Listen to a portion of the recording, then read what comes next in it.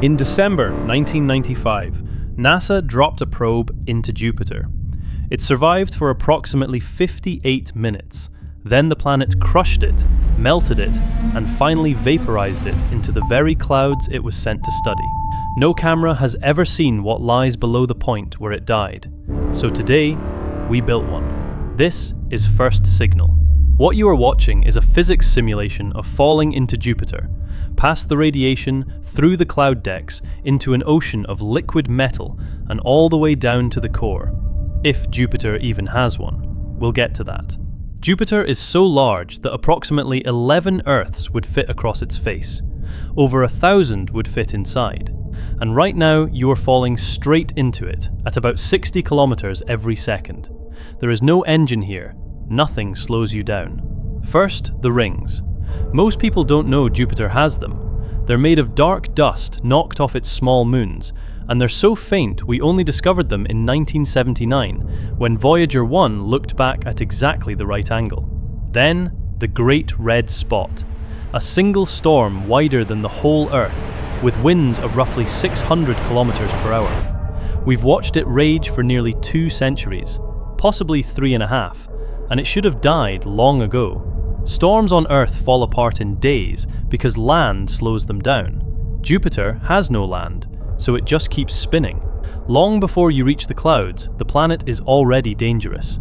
Its magnetic field accelerates particles into radiation belts that would deliver a lethal dose in minutes. This is why the Juno spacecraft hides its electronics inside a titanium vault. You don't have a vault. Your suit holds, for now. There is no ground on Jupiter, so you don't land. You enter. The Galileo probe hit this sky at approximately 170,000 kilometers per hour, the fastest atmospheric entry in history.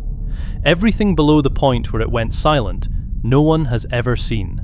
You're about to go deeper than it ever did. The first cloud deck is white ammonia ice at roughly minus 140 degrees. Gravity pulls about 2.5 times harder than on Earth, so you keep speeding up. Somewhere around here, Galileo's signal cut out. From this point on, everything you see is extrapolated from what Juno and Galileo actually measured, pushed into places no camera has survived. Deeper down, the clouds turn brown. Ammonium hydrosulfide. The light fades to a dim orange, then it starts to go dark. Sunlight simply cannot reach this deep. But the darkness here is not empty. Lightning. Juno recorded bolts down here roughly 10 times more powerful than anything on Earth, lighting up clouds the size of continents. Each flash shows you the same thing. There is still so much further to fall. Around 3,000 kilometers down, the atmosphere stops behaving like air. There is no surface and no splash. The gas around you simply thickens into liquid. One moment you are falling, the next you are sinking. This is the largest ocean in the solar system.